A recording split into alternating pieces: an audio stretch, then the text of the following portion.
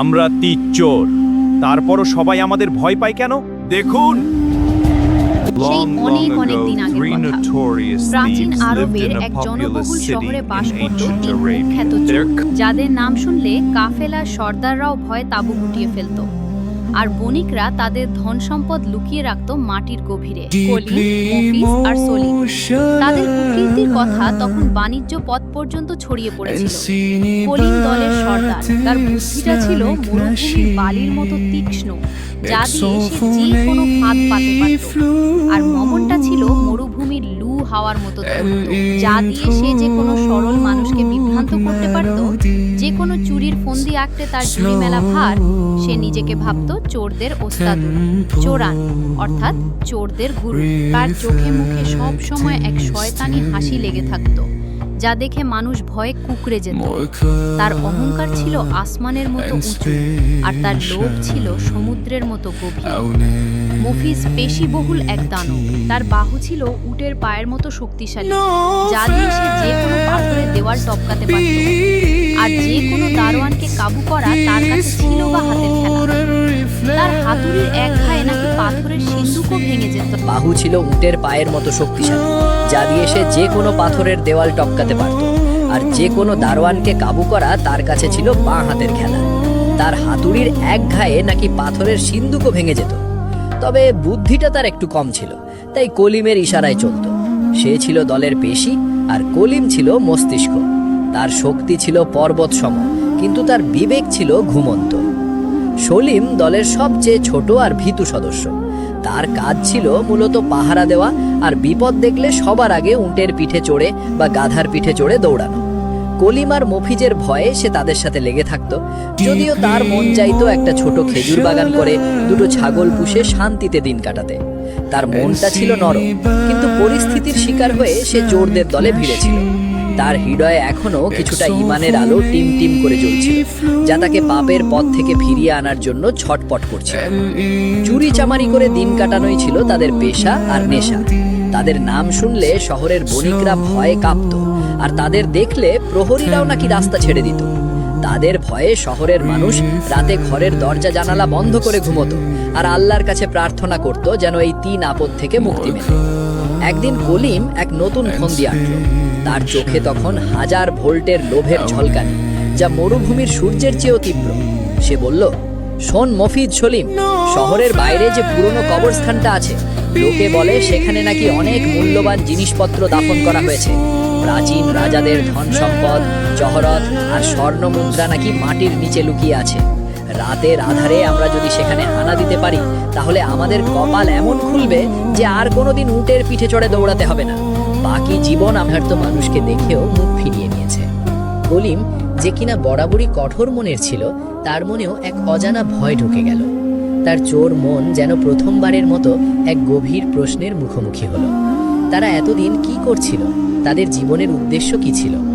এই রুটি আর কুকুরের গল্প যেন তাদের হৃদয়ের গভীরে এক নতুন আলোর ঝলকানি দিল। এই ঘটনাটি যেন তাদের মনে প্রাচীন আরবের সেই সব মুমিনদের কথা স্মরণ করিয়ে দিল, যারা চরম দারিদ্র্যের মাঝেও আল্লাহর উপর ভরসা রাখতেন এবং নিজেদের সামান্য সম্পদও অন্যের সাথে ভাগ করে নিতেন। তাদের মনে তখন আর ধন সম্পদের লোভ ছিল না, ছিল এক অজানা কৌতূহল আর এক গভীর অস্থিরতা। তাদের হৃদয়ে তখন এক নতুন জিজ্ঞাসা, এই কবরগুলো তাদের কি বার্তা দিতে চাইছে? তারা তৃতীয় কবরটি খুঁড়তে শুরু করল। এবার তারা কোনো সিন্দুক পেল না, পেল শুধু একটি পুরনো কাঠের বাক্স। বাক্সটি খুলতেই তারা দেখল ভেতরে আছে একটি ছোট তসবিহ আর একটি ভাঙা আয়না। আয়নাটিতে তাদের নিজেদের প্রতিচ্ছবি দেখা যাচ্ছিল, কিন্তু সেই প্রতিচ্ছবিতে তাদের চোর রূপের পরিবর্তে দেখা যাচ্ছিল এক অন্য চেহারা, যেখানে লোভ আর হিংসার পরিবর্তে ছিল অনুশোচনা আর ভয়। তাদের মনে হলো আয়নাটি যেন তাদের ভেতরের আসল রূপটা দেখিয়ে দিচ্ছে। তাদের পাপের কালিমা তাদের চোখে আঙুল দিয়ে দেখিয়ে দিচ্ছে। তসবিহটির নিচে লেখা ছিল একটি হাদিস, যা তাদের হৃদয়ে তওবার বীজ বপন করল। রাসূলুল্লাহ সাল্লাল্লাহু আলাইহি ওয়াসাল্লাম বলেছেন, সত্যবাদিতা পুণ্যের দিকে পরিচালিত করে, আর পুণ্য জান্নাতের দিকে পরিচালিত করে, আর মিথ্যাচার পাপের দিকে পরিচালিত করে, আর পাপ জাহান্নামের দিকে পরিচালিত করে। এবং তার নিচে লেখা ছিল একটি ছোট কাহিনী, যা তাদের হেদায়েতের পথ দেখালো। এই কবরে এমন একজন ব্যক্তি শুয়ে আছেন যিনি জীবনের বেশিরভাগ সময় পাপাচারে কাটিয়েছেন। তিনি ছিলেন একজন কুখ্যাত ডাকাত, যার নাম শুনলে মানুষ ভয়ে কাঁপত। কিন্তু মৃত্যুর পূর্বে তিনি আল্লাহর কাছে খাঁটি তওবা করেছিলেন। তিনি নিজের ভুল বুঝতে পেরেছিলেন এবং বাকি জীবন সততা ও তাকওয়ার সাথে কাটিয়েছিলেন। তিনি মানুষের কাছে ক্ষমা চেয়েছিলেন এবং তাদের অধিকার ফিরিয়ে দিয়েছিলেন। আল্লাহ তার তওবা কবুল করেছিলেন এবং তাকে ক্ষমা করে দিয়েছিলেন। এই কাহিনীটি পড়ে তিন চোরের মনে এক গভীর পরিবর্তন এলো। তারা বুঝতে পারল এই কবরগুলো কেবল মাটির ঢিবি নয়, এ যেন আল্লাহর পক্ষ থেকে তাদের জন্য এক বার্তা। তারা এতদিন যে জীবনযাপন করছিল তা ছিল পাপ আর অন্ধকারের জীবন। তারা একে অপরের দিকে তাকালো। তাদের চোখে তখন আর লোভের ঝলকানি ছিল না, ছিল অনুশোচনা আর হেদায়েতের আলো। কলিমের চোখ দিয়ে টপ টপ করে পানি পড়ছিল, যা মরুভূমির বালিতে মিশে যাচ্ছিল। মফিজ তার বিশাল হাত দিয়ে চোখ মুছছিল, তার পেশিবহুল শরীরটা যেন অনুশোচনায় নুয়ে পড়ছিল। আর সালিম, সে তো ফুপিয়ে ফুপিয়ে কাঁদছিল, তার কান্না যেন মরুভূমির নীরবতা ভেঙে দিচ্ছিল। তাদের হৃদয়ে তখন এক নতুন অনুভূতি, তওবা। তারা বুঝতে পারল আল্লাহর রহমত থেকে নিরাশ হওয়া উচিত নয়, বরং খাঁটি তওবা করলে আল্লাহ সব পাপ ক্ষমা করে দেন। এই ঘটনাটি যেন তাদের মনে ওমর ইবনুল খাত্তাব রাদিয়াল্লাহু আনহু এর সেই বিখ্যাত উক্তি স্মরণ করিয়ে দিল, তোমরা তোমাদের হিসেব নেওয়ার আগেই নিজেদের হিসেব নাও এবং তোমাদের ওজন করার আগেই নিজেদের। মরুভূমির শীতল বাতাস তাদের গায়ে প্রশান্তির পরশ বুলিয়ে দিচ্ছে। পাখিরা কিচিরমিচির করে গান গাইছে, যেন তারা এই তিন চোরের নতুন জীবনের আগমনী বার্তা দিচ্ছে। তিন চোর সেই কবরস্থানের মাঝখানে বসে রইল। তাদের হাতে কোনো ধন সম্পদ ছিল না, কিন্তু তাদের মনে ছিল এক নতুন সম্পদ, ঈমান আর তাকওয়ার আলো। তাদের হৃদয় তখন আল্লাহর ভয়ে কম্পিত, আর তাদের চোখ তখন আল্লাহর রহমতের আশায় উজ্জ্বল। কলিম, যে কিনা দলের সর্দার ছিল, সে প্রথমে কথা বলল। তার গলা তখন আর কঠোর ছিল না, ছিল নরম আর অনুতপ্ত। তার চোখে তখন এক নতুন দীপ্তি। আমরা ভুল করেছি ভাই সব, আমরা এতদিন অন্ধকারে ছিলাম। এই কবরগুলো আমাদের চোখ খুলে দিয়েছে, আল্লাহ আমাদের হেদায়েত দান করেছেন। কলিম আর মফিজও মাথা নেড়ে সায় দিল। তাদের মুখে তখন এক অদ্ভুত শান্তি। তারা সিদ্ধান্ত নিল তারা আর চুরি করবে না, তারা আল্লাহর কাছে খাঁটি তওবা করবে এবং বাকি জীবন সততা ও তাকওয়ার সাথে কাটাবে। তারা সেই তিনটি কবরের পাশে দাঁড়িয়ে আল্লাহর কাছে ক্ষমা চাইল এবং নতুন জীবনের জন্য দোয়া করল। তারা বুঝতে পারল সত্যিকারের ধন সম্পদ হলো ঈমান, তাকওয়া, সবর এবং আল্লাহর সন্তুষ্টি। দুনিয়ার ক্ষণস্থায়ী সম্পদ মানুষকে কেবল ধ্বংসের দিকেই ঠেলে দেয়। সেই দিন থেকে কলিম, মফিজ আর সলিম তাদের পুরনো জীবন ছেড়ে দিল। শহরের কোলাহলপূর্ণ পথ ধরে তারা যখন ফিরে আসছিল, তাদের হৃদয়ে তখন অনুশোচনার এক গভীর ক্ষত। প্রতিটি পদক্ষেপে যেন তাদের অতীতের পাপগুলো কাঁটার মতো বিঁধছিল। শহরের পরিচিত অলিগলিতে পা রাখতেই তাদের মনে পড়ছিল কত মানুষের ক্ষতি তারা করেছে, কত পরিবারকে তারা দুঃখ দিয়েছে। এই অনুতাপের আগুন তাদের ভেতরটা পুড়িয়ে দিচ্ছিল। তারা আর কালক্ষেপণ না করে সরাসরি মানুষের কাছে গেল, যাদের তারা ঠকিয়েছিল, যাদের সম্পদ কেড়ে নিয়েছিল। মাথা নিচু করে অশ্রুসিক্ত নয়নে তারা ক্ষমা প্রার্থনা করল। তাদের এই অকপট স্বীকারোক্তি এবং অনুশোচনা দেখে শহরের মানুষ প্রথমে বিস্মিত হলো, তারপর তাদের ক্ষমা করে দিল। তারা আর পুরনো পথে ফিরে যায়নি, সৎ পথে জীবিকা নির্বাহের এক নতুন অধ্যায় শুরু করলো তারা। আল্লাহর পথে অবিচল থাকার দৃঢ় সংকল্প নিয়ে তারা নিজেদের জীবনকে নতুন করে সাজাতে লাগলো।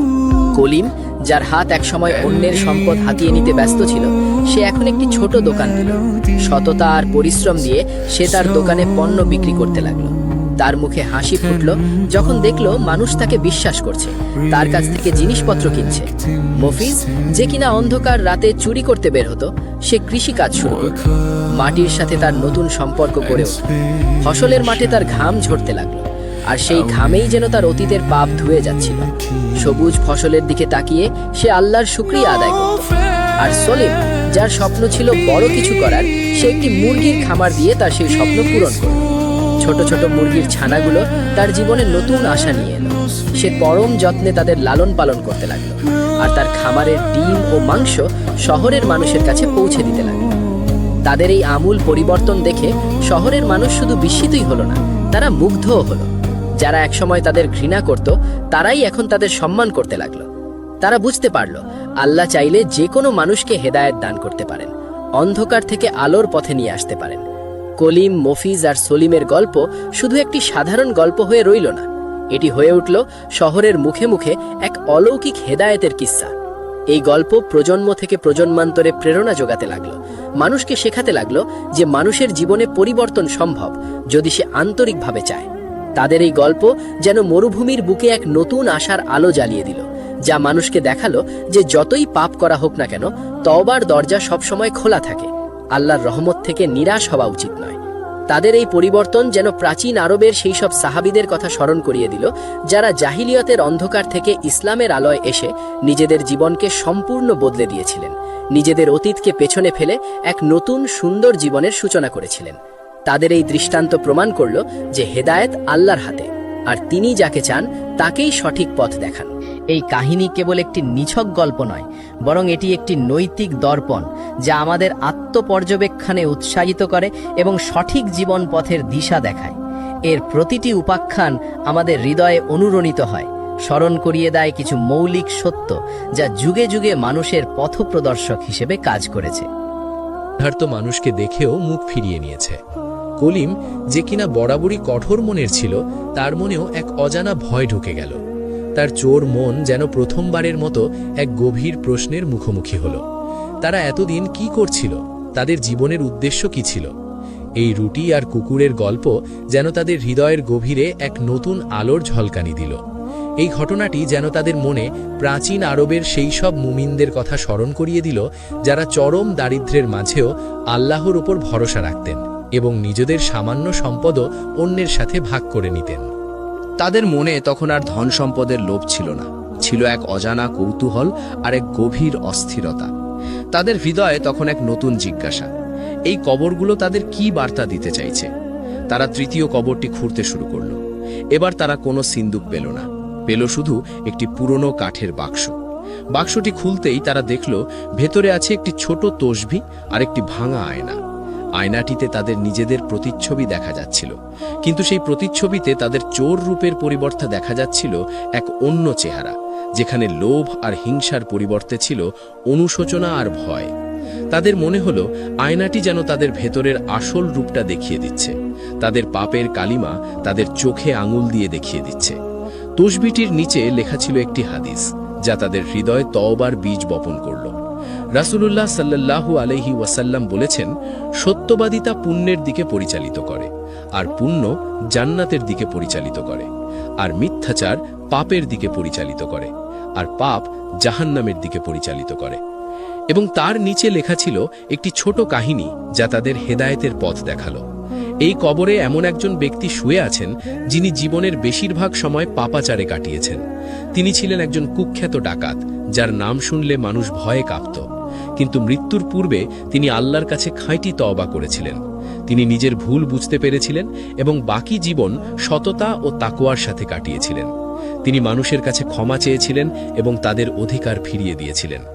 আল্লাহ তার তওবা কবুল করেছিলেন এবং তাকে ক্ষমা করে দিয়েছিলেন। এই কাহিনীটি পড়ে 3 চোরের মনে এক গভীর পরিবর্তন এলো। তারা বুঝতে পারল এই কবরগুলো কেবল মাটির ঢিবি নয়, এ যেন আল্লাহর পক্ষ থেকে তাদের জন্য এক বার্তা।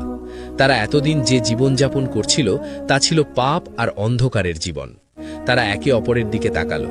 তাদের চোখে তখন আর লোভের ঝলকানি ছিল না, ছিল অনুশোচনা আর হেদায়েতের আলো। কলিমের চোখ দিয়ে টপ টপ করে পানি পড়ছিল, যা মরুভূমির বালিতে মিশে যাচ্ছিল। মফিজ তার বিশাল হাত দিয়ে চোখ মুছছিল, তার পেশিবহুল শরীরটা যেন অনুশোচনায় নুয়ে পড়ছিল। আর সালিম, সে তো ফুপিয়ে ফুপিয়ে কাঁদছিল, তার কান্না যেন মরুভূমির নীরবতা ভেঙে দিচ্ছিল। তাদের হৃদয়ে তখন এক নতুন অনুভূতি, তওবা। তারা বুঝতে পারল আল্লাহর রহমত থেকে নিরাশ হওয়া উচিত নয়, বরং খাঁটি তওবা করলে আল্লাহ সব পাপ ক্ষমা করে দেন। এই ঘটনাটি যেন তাদের মনে ওমর ইবনুল খাত্তাব রাদিয়াল্লাহু আনহু এর সেই বিখ্যাত উক্তি স্মরণ করিয়ে দিল, তোমরা তোমাদের হিসেব নেওয়ার আগেই নিজেদের হিসেব নাও, এবং তোমাদের ওজন করার আগেই নিজেদের